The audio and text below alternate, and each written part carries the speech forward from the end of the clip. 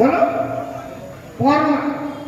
যখন বৈজ্ঞানিকরা মৌলিক শক্তি খুঁজতে গিয়ে পরমাণু পেয়ে গেল, তখন অগাস্ট কমুকে উনি বলে উঠলেন অ্যাটম নট ডিভাইডেড, অর্থাৎ পরমাণু অবিভাজ্য, আমরা পেয়ে গেছি মৌলিক শক্তির সন্তান। কিন্তু রাদারফোর্ড তিনি তার টিম নিয়ে অ্যানালাইসিস করতে করতে করতে করতে পরমাণু ভেঙে ফেললেন। বলে না না না না, পরমাণু যোগ্য, এর মধ্যে কি আছে? ইলেকট্রন, প্রোটন, নিউট্রন, কেন্দ্রে নিউক্লিয়াস, এবং নিউক্লিয়াসকে ভাঙা যায় বিস্ফোরণ করা। এই যে শক্তি, শক্তি যত সূক্ষ্মে যাচ্ছে ততটা শক্তি বৃদ্ধি পাচ্ছে। এই শক্তি অনন্ত কোটি ব্রহ্মাণ্ডে সর্বময় বিরাজিত একই শক্তি। গাছে মাছে লতায় পাতায় কীট পতঙ্গ ধূলিকণায় মানুষের পশুতে সেই একই শক্তি বিরাজিত। এখানে দাঁড়িয়ে বেদ বলছে সর্বং খলু ইদং ব্রহ্ম, সর্বং খলু ইদং ব্রহ্ম। এখানে দাঁড়িয়ে আমাদের ঋষিরা চণ্ডীতে বললেন যাদি সর্বভূতেষ শক্তি রূপেণ সমষ্টিতা নমস্তস্যৈ নমস্তস্যৈ নমস্তস্যৈ নমঃ। বেদের পরে ব্রাহ্মণ, ব্রাহ্মণের পরে সংহিতা, তারপর করে যেগুলো রচনা করেছে। সংহিতার পরে পুরাণাদি, তারপরে উপনিষদ। সমস্ত উপনিষদের সার হচ্ছে গীতা। একবার নৈমিষারণ্যে ঋষিদের সঙ্গে ঋষিরা বসেছে। আমাদের সনাতনী হিন্দুদের সর্বশ্রেষ্ঠ গ্রন্থ। কেউ বলছে কালিকা পুরাণ, বিভিন্নভাবে, কেউ বলছে বেদ, কেউ বলছে সংহিতা। তখন উত্তম ঋষি বললেন না, শ্রেষ্ঠ হবে মহাভারত। কেন মহাভারত শ্রেষ্ঠ?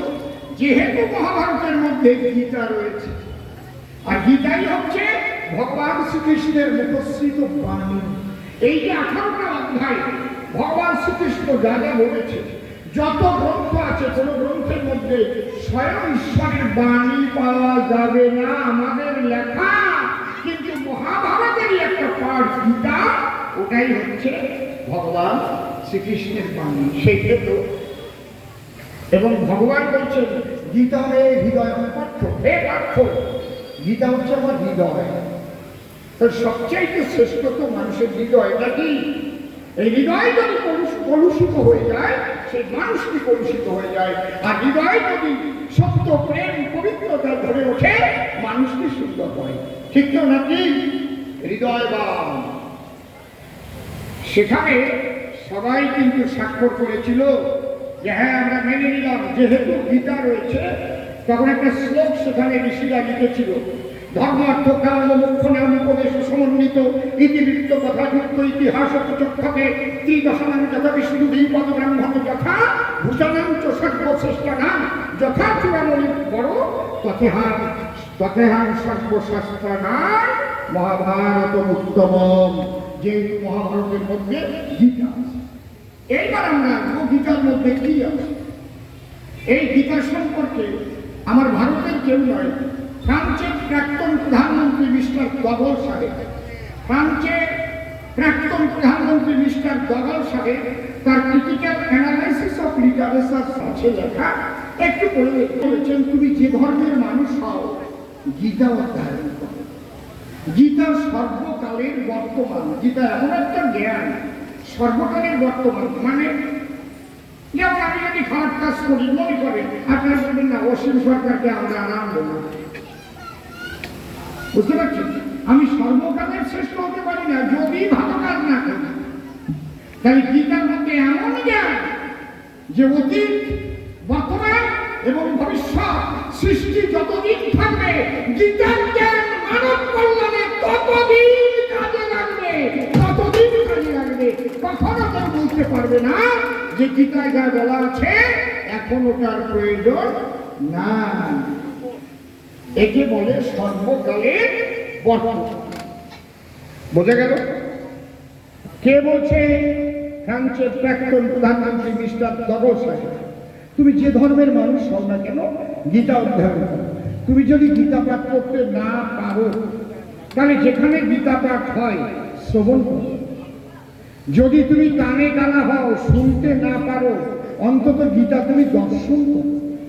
যদি তুমি ব্লাইন্ড হও, অন্ধ হও, তাহলে একদিন অন্তত গীতাকে তোমার বুকে জড়িয়ে ধরে বলো, হে গোবিন্দ, আমি তো কানে কানা, আমি তো অন্ধ, হে প্রভু, তোমার এই জ্ঞান আমার মধ্যে তুমি জাগ্রত করো।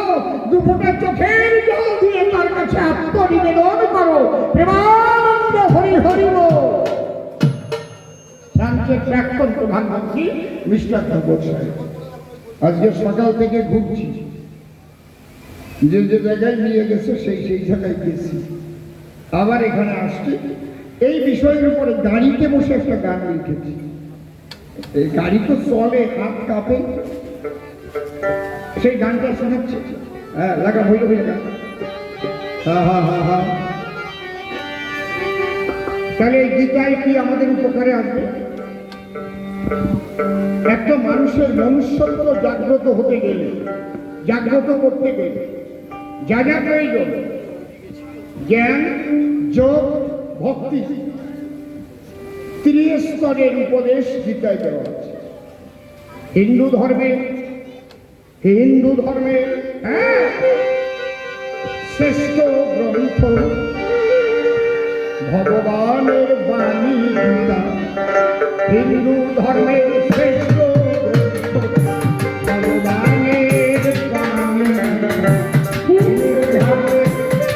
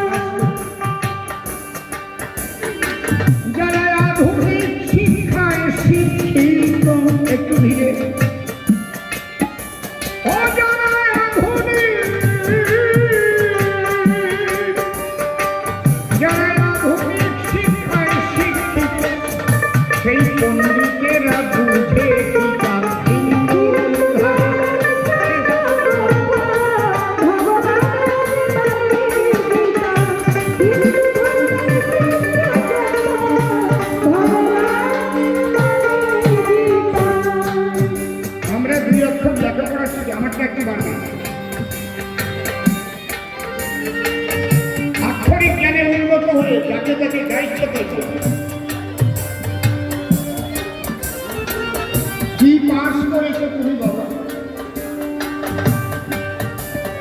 কতগুলো বই পুস্তক মুখস্থ করে একটা গণ্ডিবদ্ধ জায়গা থেকে সার্টিফিকেট পেয়েছে, তাই ওটা জাগতিক শিক্ষা। বিদ্যা দুই প্রকার আছে, একটা পরাবিদ্যা আর একটা অপরাবিদ্যা।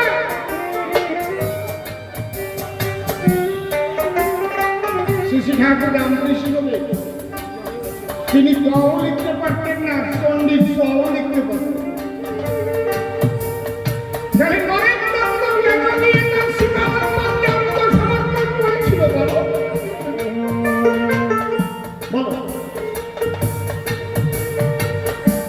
এবং শ্রী ঠাকুর রামকৃষ্ণ দেখতে পেয়ে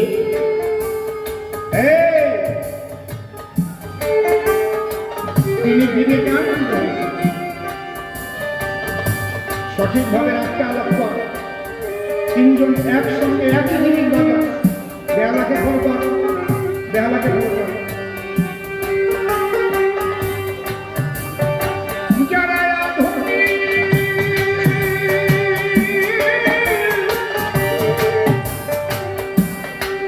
আমি সবাইকে বলছি, আইনস্টাইন একদিন কথা বলতে বলেছিলেন, যারা বড় বড় বৈজ্ঞানিক তারা তো মহাসাধক না, তারা জানিয়ে সাধনা করেছে, সেই সাধনায় তারা সিদ্ধি লাভ করেছে। ছোট বলছিলেন, সবাই বলে আমি নাকি অঙ্কশাস্ত্রে খুব পাকা। আমি ভেবে দেখলাম আমি অঙ্কশাস্ত্রে এখনো কচি খোকা। কেন? বলে যখন আমি মহাশূন্যের দিকে তাকাই, যখন সৌরজগৎটা আমি দেখি, সূর্যকে নিয়ে পৃথিবী ঘুরছে, তার একটা কক্ষপথ আছে, কতটুকু দূরত্বে থাকবে, দূরত্ব সেটিং করা, কতটুকু গতিবেগ হবে তাও সে ঠিক না। আবার পৃথিবীকে নিয়ে চাঁদ ঘুরছে, পৃথিবীকে নিয়ে চাঁদ প্রদক্ষিণ করতে করতে সূর্যকেও প্রদক্ষিণ করে আসছে। তাহলে পৃথিবী থেকে চাঁদ কতটা দূরত্বে থাকবে, তার গতিবেগ কতটা হবে, তার কক্ষপথ কোথায় হবে, এগুলো তো আমরা কেউ ঠিক করিনি। ও মাই গড, সেখানে আমরা কেউ যাইনি। এই মহাশূন্যের সৌরজগৎ থেকে বোঝা যায় আমি কত বোকা। বুঝতে পারছেন ব্যাপারটা? এমনি এমনি গাড়ি দেশে এমনি হয় নাকি? নিউটন আইজাক নিউটন বলছেন আমি জ্ঞান সাগরের পাড়ে বসে নুড়ি কুড়াচ্ছি। একদিন নিউটন এরকম বৈজ্ঞানিকদের নিয়ে একটা আলোচনা সভায় আলোচনা করতে করতে ওনার হাতে ছিল একটা তাবিজ, জামা গুটায় না মাঝে মাঝে তাবিজ বেরিয়ে দিচ্ছে। সবাই ফল ফল করে বললে হায় হায় রে, এত বড় বৈজ্ঞানিক তাবিজ করেছে। নিউটন বলছে রাখো, তোমরা হেসেছো কেন আমি জানি, তোমরা ভেবেছো আমি এত বড় একজন বৈজ্ঞানিক, আমি যেন তাবিজ। তোমরা কেউ জানো না এই তাবিজের মধ্যে কি আছে। কি আছে স্যার? বলে অন্য কিছু নয়, তন্ত্রমন্ত্র নয়, আমি আমার মা বাবার চরণের ধুলি তাবিজের মধ্যে ভরে রেখে দিয়েছি। আমার মাতৃ শক্তি, পিতৃ শক্তি সবচাইতে শ্রেষ্ঠ। যে কথা সনাতন ধর্মে বলেছে, পিতা সত্য পিতা ধর্ম পিতা হি পরমন্তব্য পিতরি পিতা কর্মে পিতন্তে সত্য দেবতা জননী জন্মভূমিষ্ঠ সরকার। লজ্জা লাগে তখন ওই শিক্ষিতদের মুখে থুথু দিতে ইচ্ছা করে যখন দেখি সেই শিক্ষিত মানুষগুলোর মা বাবা বৃদ্ধাশ্রমে আর স্ত্রীকে নিয়ে তার প্রেমিকা প্রেমিকাকে নিয়ে ডাকে বাস করছে। এরা শিক্ষিত, এদের মুখে থুথু দেওয়া উচিত। লজ্জা লজ্জা লজ্জা। খবর নিয়ে দেখেন এদের কয়জন মা বাবাকে খাবার দেয়, খবর নিয়ে দেখেন। শিক্ষিত তোমরা, ওকে শিক্ষিত বলে?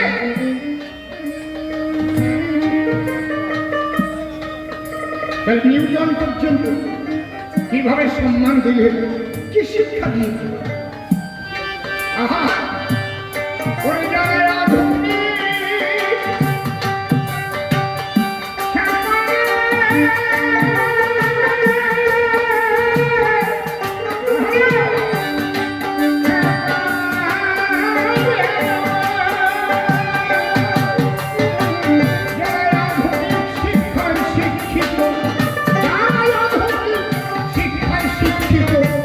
ওই গন্ধ মুখ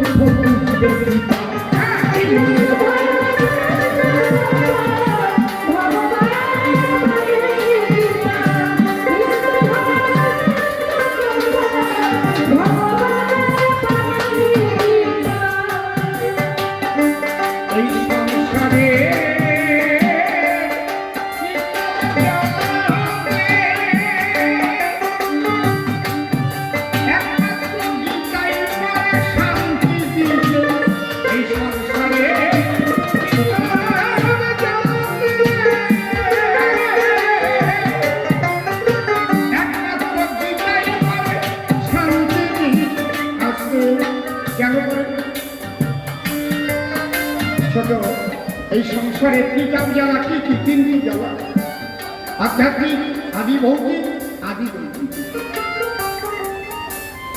অহর্নিশি আমরা ত্রিকাল জ্বালায় ঘুরছি। এখান থেকে গীতাই পরে আমাকে শান্তি। গীতার প্রথম অধ্যায় বিষাদ জল, দ্বিতীয় অধ্যায় শান্ত জল। আজকে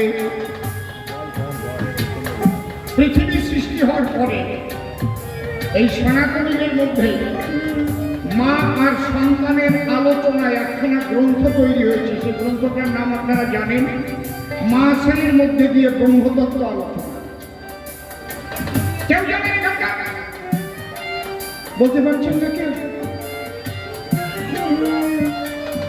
ছেলে আর মায়ের মধ্যে ব্রহ্মতত্ত্ব আলোচনা হয়েছে, তাতে একটা গ্রন্থ আমাদের সনাতন ধর্মের মূল্যবান। আচ্ছা, যা বলতে পারছেন না আমি বলছি।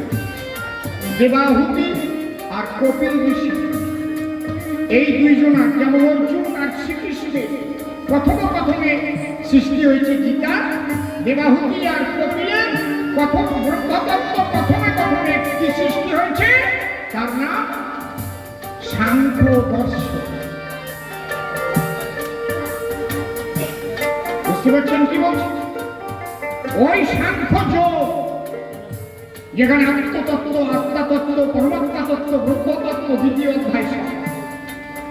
তাহলে আমি আত্মা নৈদম সিন্ধর্তি শাস্ত্রানি নৈদম দহত বাপক না চৈতম চিরদয়ম তপন সসলতে পারব।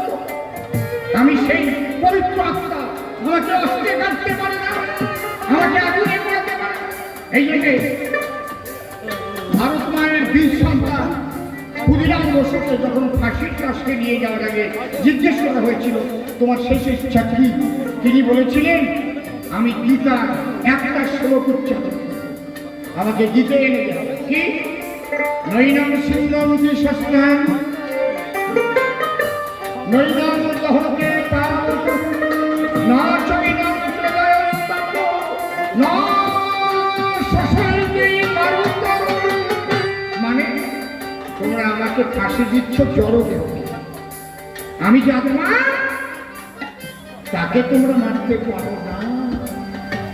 এই জন্য গান লিখেছে না, একবার বিদায় দেওয়া ঘুরে আসে, হাসি হাসি করবো ফাঁসি দেখতে ভালোবাসে, 10 মাস 10 দিন পরে জন্ম দেবো মাসির ঘরে, চিনতে যদি না পারিস না গলায় দেখিস ফাঁসি। এরা কি সাধারণ সন্তান নাকি ভারত মায়ের সন্তান? আজকে দেখলাম আমি যখন এখানে দাঁড়িয়েছিলাম এক সাধু বক্তব্য দিচ্ছি, দেখে পছন্দ হয় না, ঠ্যাং থেকে সাধু একেবারে, তাই না? দেখেছেন তার কম অভিজ্ঞ, তার সাহসী ভাষণ, হ্যাঁ এরা মহান, এদের দ্বারাই কি ভারতবর্ষ রক্ষা হবে। ভারতের কেউ কোনোদিন কিছু করতে পারবে না, পারবে না, পারবে না। এই জন্য আমার গুরুদেব ভবাকাররা বলতেন বড় চোর বড় সাধু এরাই ভবে বলবে শুধু বললাম অঙ্গলের নতুন কোনো কাজে লাগে না, লাগে না, লাগে না। বুঝতে পারছেন? আজকাল আমাদের মানুষ প্রায় হয়ে গেছে ঝোলের লাম বলে কবি, ওই 1000 টাকা দিল, ঠিক আছে বাবা পেয়ে গেছি, ভালোই হয়েছে। ঝোলের লাম বলে কবি, মানে তোর ধর্ম রক্ষা না হলে তুই কি ওই হরিনাম হবে, ওই তুলসী গাছ থাকতে বাড়িতে। আজকে আমি ভীষণ কষ্ট পেয়েছি, যখন আসছিলাম আজান হচ্ছিল, বলে মাইক বন্ধ করে দাও। এরা বলেছে, ওরা বলেনি। কেন? ভারতবর্ষ এমন একটা দেশ, আজান চলবে, কীর্তন চলবে, সবাই মিলেমিশে পাশাপাশি বসবাস করবে, কেন কেন বন্ধ করতে? কেন নপুংসক হয়ে গেছে?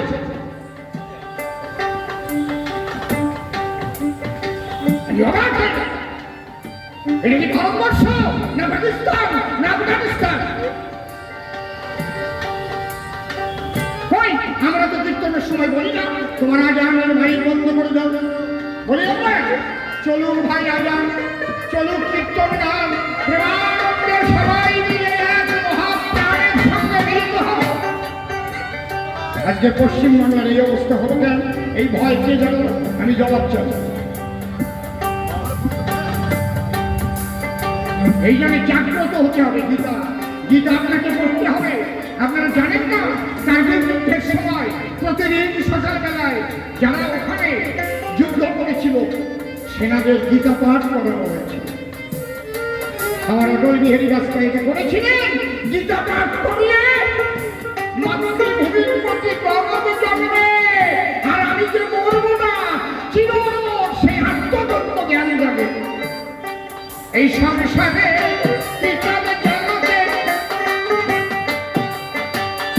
একমাত্র গীতাই পারে শান্তি দিতে সংসারে। গীতাই পারে শান্তি দিতে, যার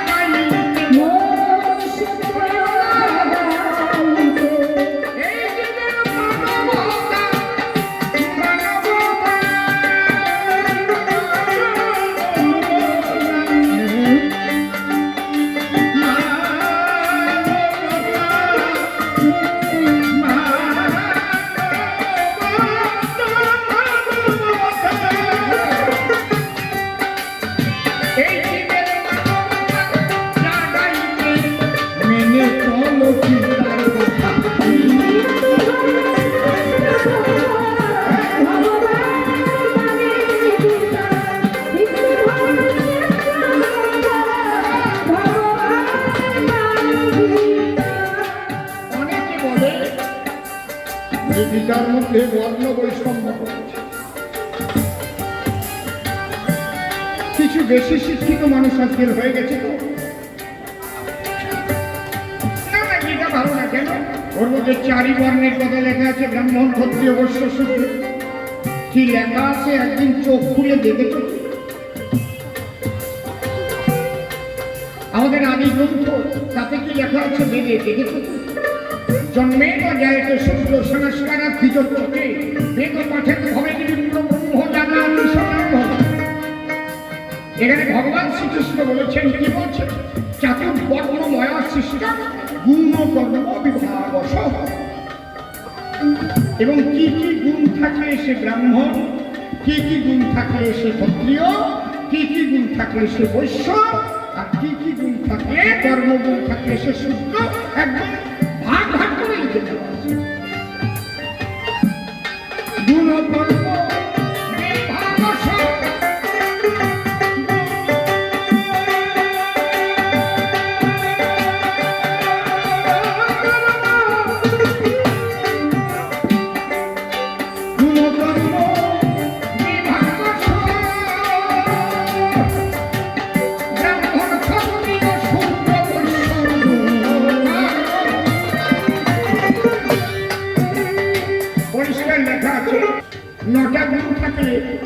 কারোর মধ্যে 9টা গুণ থাকলে তিনি ব্রাহ্মণ হবে। কি কি?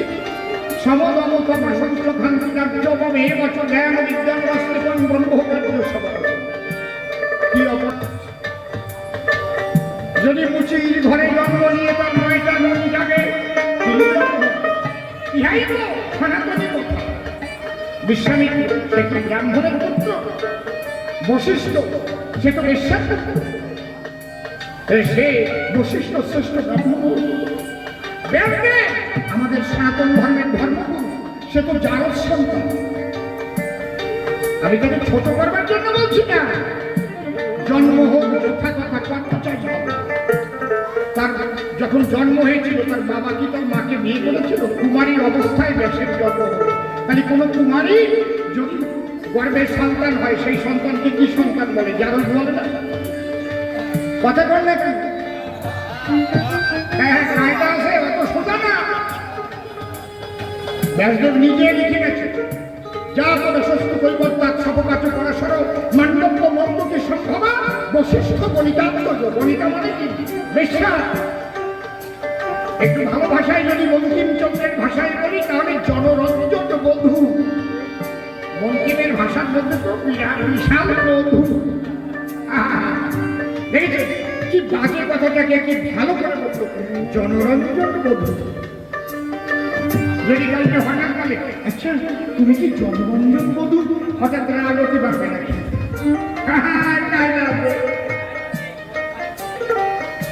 দেখবেন সুটকে ফুটকে যদি কেউ ঘুষ ঘুষ খায় বলে অমুক ঘুষ খেয়ে চাকরি দিছে। আর যারা বড় বড় মাথা তাদের এই ঘুষ কথাটা লেখে না। কি লেখে? উৎকর্ষ। উৎকর্ষ গ্রহণ করিয়াছে। তুমি বুঝবা না সবাই। কায়দা আছে। তুমি আমার কাছে আসো, আমার কাছে আসো।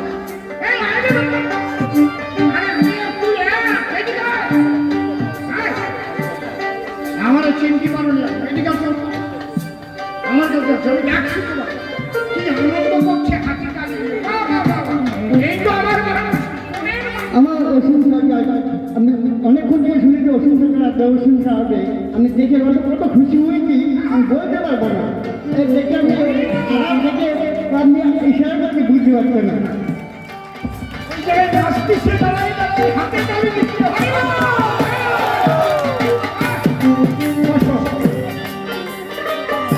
খালি সকালের থেকে ভাবতেছে কখন আসবে কখন আসবে। আমার আর কিছু লাগবে না, এইটুকু নিয়ে যেন আমি মৃত্যুবরণ করতে পারি। আমি আর কিছু চাই না, চাই মানুষের ভালোবাসা।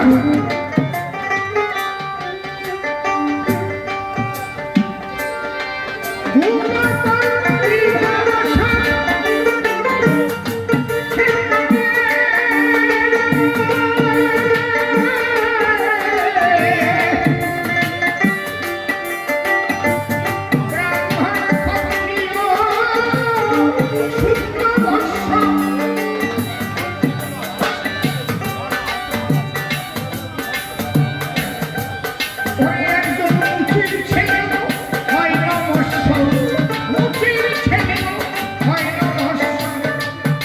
দেখো মুচির ছেলে, মুচির ছেলে হয় নমস্য। রুহিদাস বৈষ্ণব কথা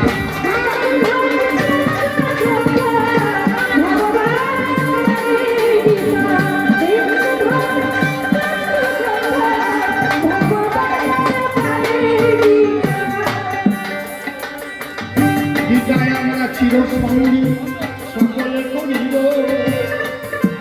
ভোরবেলায় টিকা করে সবটা দেব। আপনাদের কাছে আমার এইটুকু নিবেদন, ঘরে ঘরে করুন সবাই গীতায় অধ্যয়ন। হরি বল, হরি বল। গীতার একটা শ্লোক যদি আপনি মনে রাখতে পারেন, আমাদের জীবনের ভাব পাল্টে দেবে। ও বাবা, তোমরা কথা বলছো কেন সামনে? না, ওই মাইক না, আমার চাইতে তোমাদের কথা ভালো। তোমরা কথা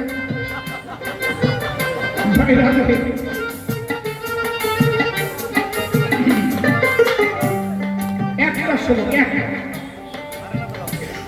যদি বলেন কি শ্লোক?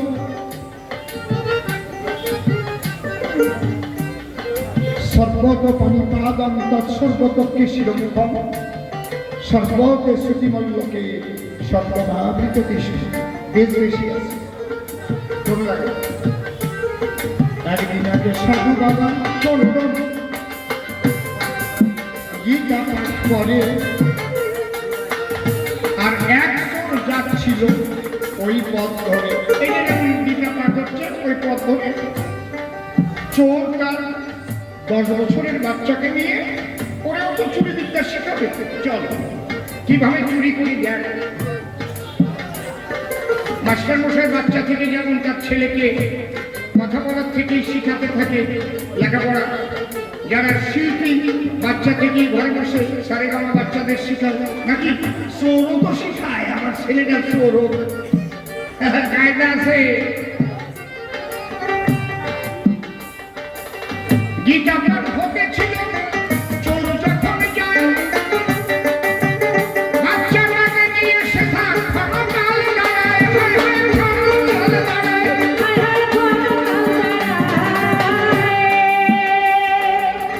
এ কিন্তু আমার ছোট বোন, এক মায়ের পেটে। আমরা 4 ভাই, 2 বোন, এক মায়ের পেটের বোন। আমার সঙ্গেই ও গানে যায়, আর কোথাও যায়। বুঝতে পারছেন যে বলছি? ওর এক ছেলে এক মেয়ে, দুইজনই চাকরি। একজন মাস্টার আর একজন ইঞ্জিনিয়ার।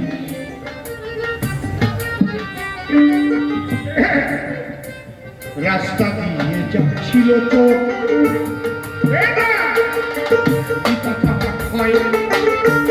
গীতা পাঠ সংবাদ করে কিছুক্ষণ দাঁড়ায়।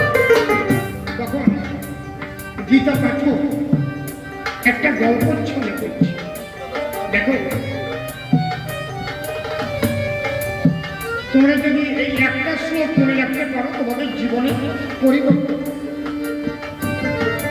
কি শোনো, সর্বত পানিপাদম তৎসর্বতকে শিরমুখম সর্বত শ্রুতিমল্লকে সর্বভাবৃত কৃষ্ণ। ঈশ্বর সব জায়গা তার হাত, সব জায়গা তার পা, সব জায়গা তার চোখ, সব জায়গা তার কান, সব জায়গা তার মুখ, সব জায়গা তার মাথা, শিরমুখ। সর্বত পানি, পানি মানে কি সংস্কৃত ভাষায় হাত, পাদম পা, সর্বত পানি পাদম তৎসর্বত আখি। ঠিক তেমনই সব জায়গায় তার আখি, তাই তৎসর্বতক্ষী শিরমুখম সর্বত শ্রুতি মল্লকে সর্বভাবৃত কৃষ্ণ। এটা মনে রাখো। শ্রী ঠাকুর ভাবা পাগলা আমাকে 3টে কথা মনে রাখতে বলেছিল, তার পরবর্তীতে বুঝলাম একটু গীতাই লেখা। জয় বাবা, জয় বাবা। আমার যৌবনের বেশি সময় কেটেছে কাল না পাগলের কাছে। অনেকে যাবে ঠিক নাকি? দেখে কি বলছি? পাগল বলছি, এই শালা আসন তিনটি কথা মনে রাখতে পারবি? কি নাম দিয়েছি এটা বড় কথা না, হরিনাম কৃষ্ণ নাম রাম নাম, যে নাম ভালো লাগে বলবি, কিন্তু তিনটে কথা মনে রাখবি। কি? আমি যা বলি তিনি তা শুনে। আচ্ছা, আমি যা করি তিনি তা দেখে, আর আমি যা ভাবি তিনি তা জানেন। আমি বললাম তিনি কে যাবো?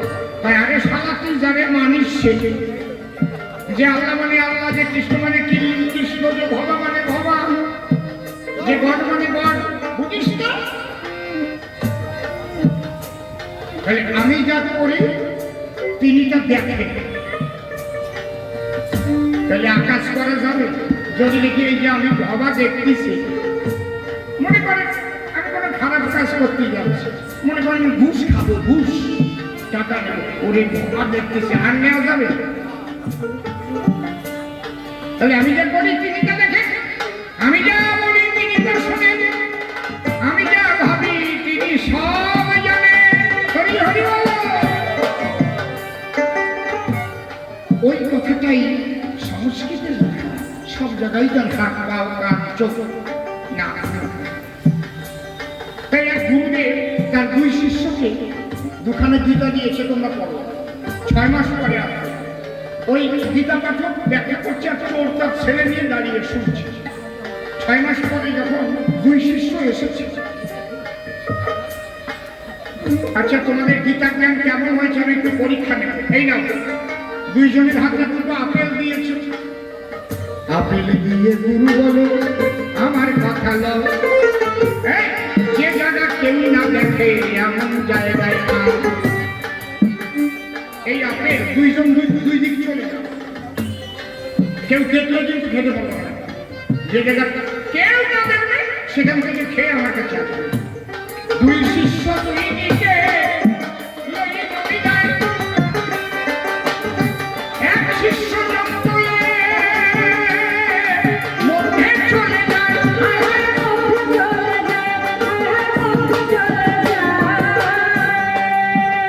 দেখে এখানে কেউ নয়, একটা পাখি পক্ষ কি কেউ নেই, পকার টক আপেল খেয়ে ফেলেছে। আর এক শিষ্য ওই লেখাপড়া কেমন জানি না, আর ওই যেটা আপেল খাইছে ওই এমনি পাস। আর ওই যে আর এক শিষ্য, ও দেখে গীতা পড়েছে, অল্প লেখাপড়া জানে, ওকে লেখা আছে ভগবানের চোখ সব জায়গায় আছে, যে জায়গা ঢুকে যায় তাকাই দেখে ওই যে শ্রীকৃষ্ণ দেখিতেছে তারই দুটি চোখে। শ্রীকৃষ্ণ দেখিতেছে তারই দুটি চোখে, তারই দুটি চোখে। এটা তুমি লাগাচ্ছ না বন্ধুরা? আমাদের থাকি যাবে না, সব ওস্তাদ, এরা ওস্তাদ, সব কয়টা ওস্তাদ।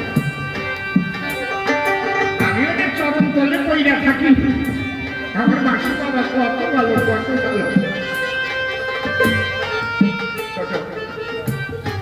তাই শ্রীকৃষ্ণ ওই যে দেখছি, ও আর ফল খেতে পারেনি, গুরুর কাছে এলো। ওই শিক্ষিত শিষ্য সেও দাঁড়াইল, হায় হায় সেও দাঁড়াইল, বলো তোমরা ফল খেয়েছো? ওই যে বেশি শিক্ষিত হ্যাঁ ফল খেয়েছে, কেউ জানে না? আমি একদম জঙ্গলের মধ্যে গিয়ে মুখ মুখি একদম পাখি পাখি কিছু ছিল। তুমি বলে বাবা খেতে পারি না, বলি যে তোমার যেদিকে চাই সেই দেখি শ্রীকৃষ্ণ সব দেখে, কেউ না দেখো কৃষ্ণ দেখে, ভেবে দেখি তাই এই জন্য আমি খেতে পারি নাই। হায় হায় খেতে পারি, হরি হরি গুরু বলে আরে বাবা আরে আমার করে বুকে বুকে নিয়ে নাচবো আমি হরি হরি বলে। হায় হায় হরি হরি হরি বলে।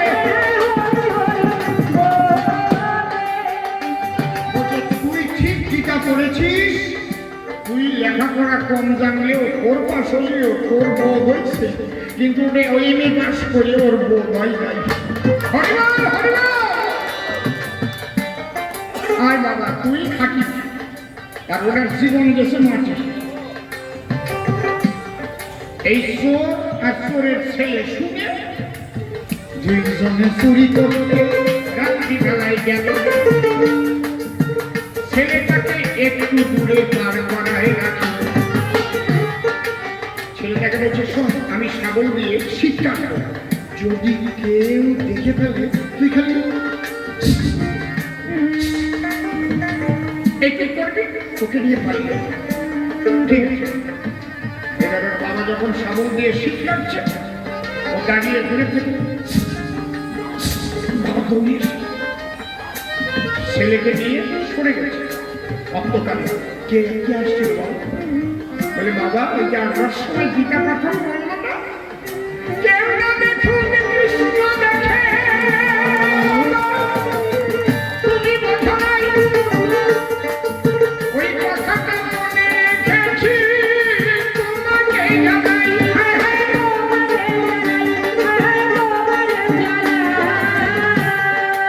এখন বাবা সন্তানকে বুকে জড়িয়ে ধরে বললো, বাবা আজ থেকে আমার চুরি করা শেষ হয়ে গেল,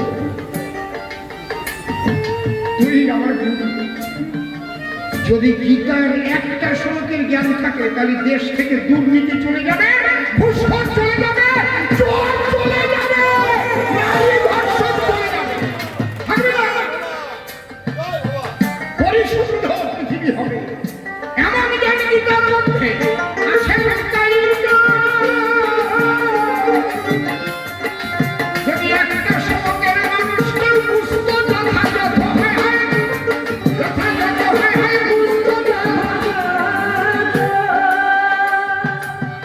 এতটা সাহস নিয়ে কথা বলতো, এমনি এমনি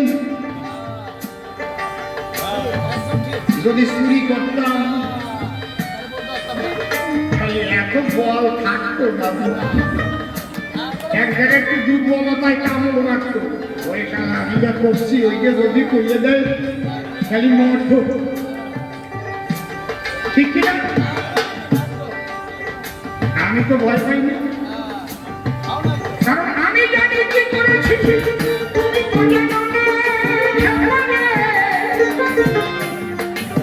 সৎভাবে জীবনে চালালে সে ভয় তো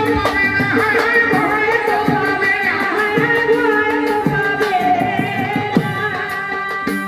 এই জন্য ঠাকুর ভগবানকে বলেছি, শালা পাপ না করলে কাক ওঠে কেন?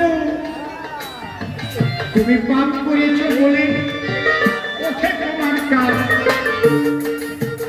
পাপ করলে ঠেকাতে পারবে না তোমার কোনো পাপ।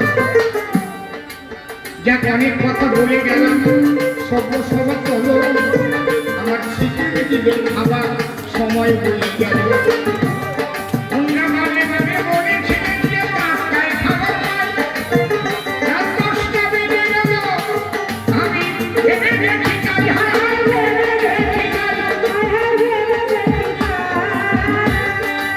এই পর্যন্ত পরিকান্ত রাধাকান্ত শরীর একবার প্রেমানন্দে ভক্তবৃন্দে